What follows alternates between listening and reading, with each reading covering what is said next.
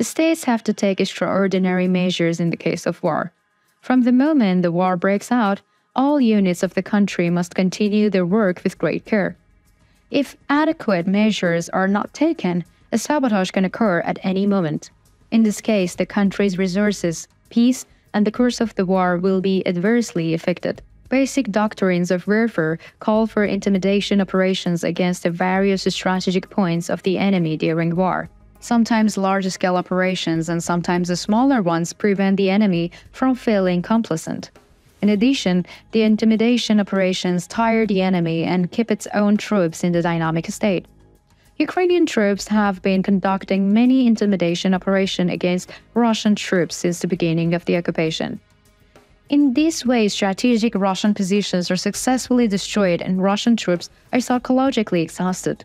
The Ukrainian offensive, which have increased in recent days, are taking place in many different regions. As a result, Russian troops are at a loss as to where to focus their attention.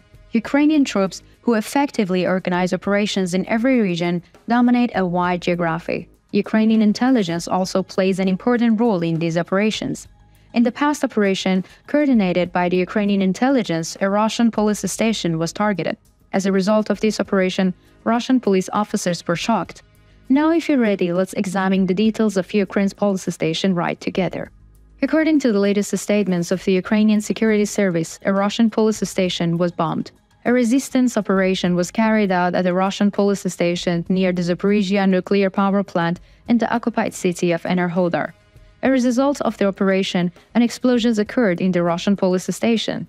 In a statement made by the Ukrainian intelligence, it was said that the explosions occurred in the morning at the headquarters of Russia's Special Riot Police, known as the Oman Unit.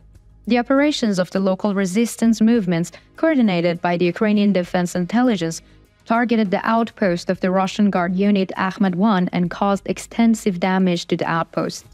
Ukrainian intelligence had been monitoring the outpost for some time, and Chechen unit was stationed there on behalf of the Russians. The unit, called Akhmat I, was composed of the Chechens. Ukrainian intelligence had been monitoring Chechens who come to the region after the occupation of the city.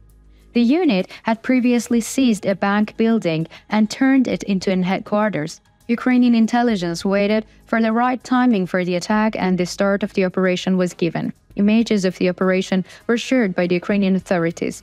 The footage showed a Ukrainian drone flying towards the front entrance of the building and then a big explosion. Ukrainian intelligence also stated that there were no civilian casualties during the attack. It was announced that the occupation troops and their vehicles were heavily damaged in the explosion following the Ukrainian attack. The fire that broke out in the building could not be brought under control for a long time. A Russian appointed official in Russian-occupied Zaporizhia admitted that the military-civil administration building in the Enerhodar was hit by a drone. However, the official disturbed the claim that the Ukrainian bombing resulted in the personal casualties. It is believed that the personal losses were cancelled, as evidenced by the shared footage. According to local sources, several ambulance crews arrived at the scene and took several people to hospital.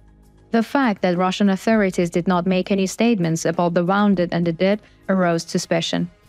While these developments were taking place in the front, a statement made by the British Ministry of Defense attracted great attention. According to the statements made by the British Ministry of Defense, it was said that Russia will cancel a major joint strategic military exercise because it has too few soldiers and equipment. It was said that Zapad, a joint military exercise between the armed forces of Russia and Belarus, would be held in September. The statements made by the UK was that the planned exercise would be cancelled during the financial difficulties. Zapad, which means West in Russia, is an event of great importance in Moscow's military calendar. Since 2010, Russia has been conducting joint strategic exercises during 4 of its military zones.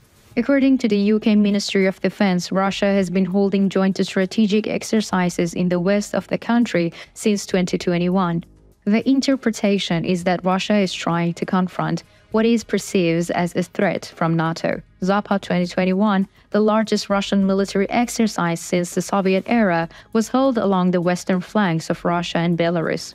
According to military reports, the latest exercise involved 200,000 military personnel, more than 80 aircraft and helicopters, and 15 ships. Today, It is thought that Russia does not have enough resources to organize such an exercise. According to the British intelligence report, there are many reasons why Russia cancelled the exercise. The poor performance of the Russian army in Ukraine is seen as one of the biggest reasons for cancelling the exercise. It is understood that joint strategic exercises have a limited training value. For these reasons, the report states that Russia's most important reason for cancelling Zapad 23 was that it had too few troops and equipment left. In recent days, it is also known that Russia is having major problems in covering the costs of the war. At a high-level military meeting last December, Russian President Vladimir Putin said that there were no financing constraints. But at this point, it is understood that Russia cannot cover the costs. For 2023, the national defense budget legislated by Moscow was announced at 4.98 trillion rubles. Before the end of the year, Russia's defense budget reached 9.7 trillion rubles. This is almost 3 times more than Russia's defense budget for 2021. The figures revealing Russia's situation are being evaluated by international experts. Richard Connolly, an expert on Russian economy, says that Russia's military spending this year will exceed 100 billion. It is stated that the Russian economy will have difficulty in meeting these high costs. The Russian people bear with the heaviest burden of the deteriorating economy due to the war and military expenditures. The rising cost of the living and economic difficulties are causing hard times for the people of Russia.